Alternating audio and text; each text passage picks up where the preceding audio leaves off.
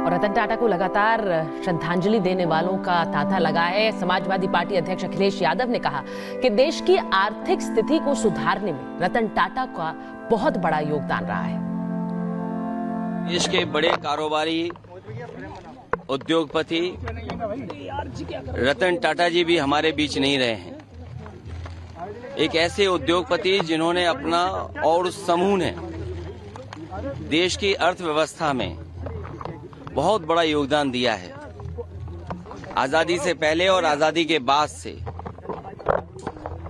टाटा समूह ने बहुत बड़ा देश की आर्थिक स्थिति को सुधारने में और आर्थिक तरक्की के लिए बड़ा योगदान किया है।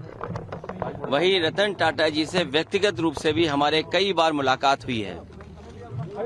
उनकी सोच और उनका विजन यही रहा है कि कारोबार करते समय असूलों के साथ कोई समझौता नहीं।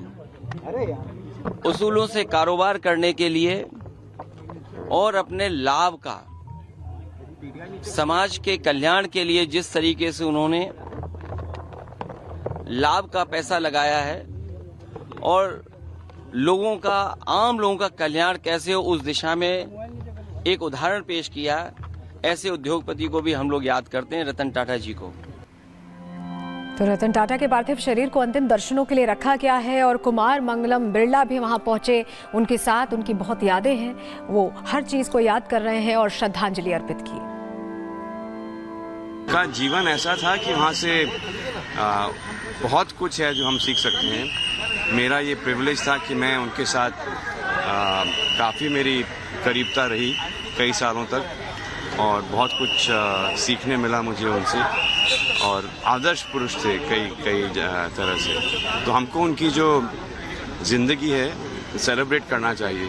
सर, कोई ऐसी बात जो आपको याद आती है कि उनसे हुई मुलाकात के दौरान, कोई ऐसी बात? हमेशा बहुत स्ट्रेट फॉरवर्ड थे। उनको अपने कंपनीज के बारे में हमेशा सोचते थे 24/7। He is outstanding person.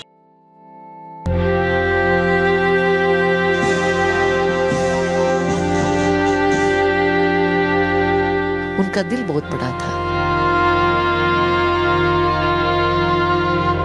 Bharat का कोहिनूर रहा नहीं। चलिए आगे बढ़ते हैं। रतन टाटा के निधन पर पूरी दुनिया मर्माहत है। 86 साल की उम्र में दुनिया को अलविदा कह दिया उन्होंने। खबर सुनकर सभी की आंखें नम हो गई। उम्र के इस बीच इस पड़ाव पर वो काफी एक्टिव थे और हर तरफ के सामाजिक कार्यों में हिस्सा लेते रहते थे। रतन नवल टाटा टाटा समूह के संस्थापक जमशेदजी टाटा के परपोते थे। उनका जन्म 28 दिसंबर 1937 को मुंबई में नवल टाटा और सोनी टाटा के घर हुआ था। 1948 में रतन टाटा के माता पिता के अलग होने के बाद टाटा की परवरिश उनकी दादी नवाजबाई टाटा ने की थी और इसीलिए उनका अपनी दादी से खास लगाव था।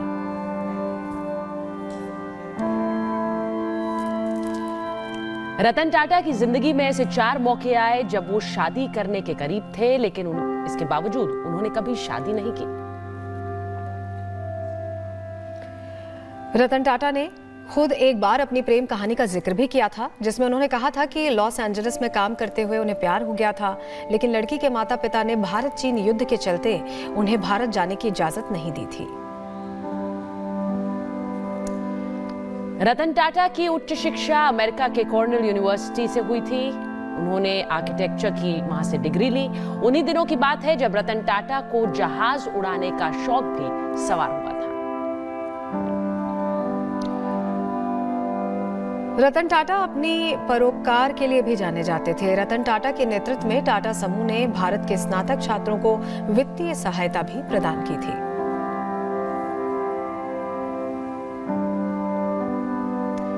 1961 में अपने करियर की शुरुआत रतन टाटा ने टाटा स्टील के शॉप फ्लोर पर कामकाज संभालते हुए शुरू की। इस अनुभव ने समूह में उनके भविष्य के नेतृत्व की नींव रख दी थी। रतन टाटा ने 1991 में ऑटो से स्टील तक के समूह के चेयरमैन का पद संभाला था और अपने परदादा के 100 साल से भी पहले स्थापित इस समूह को 2012 तक उन्होंने चलाया।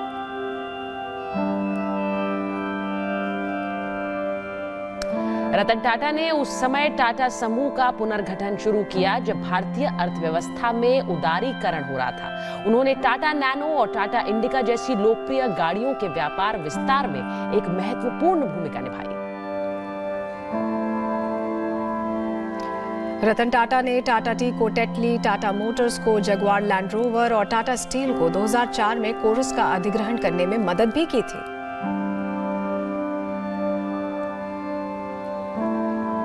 – 2009 में रतन टाटा ने अपना वादा पूरा करते हुए दुनिया की सबसे सस्ती गाड़ी को मिडिल क्लास के लिए लॉन्च किया था, टाटा नैनो, जिसकी कीमत 1 लाख थी।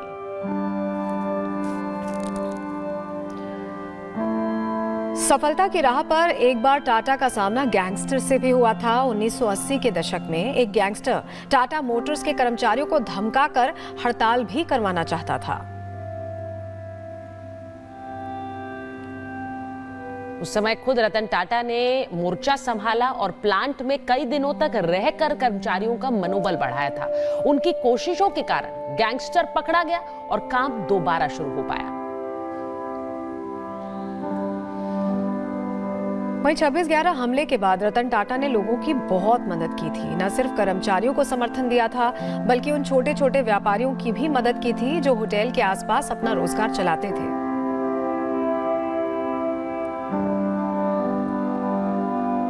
रतन टाटा के लिए कहा जाता है कि अपने कर्मचारियों के लिए वो हमेशा खड़े रहते थे। खुद यूनियन के साथ बैठकर उनकी बातें सुनते थे और बोनस देने के लिए भी कहा था।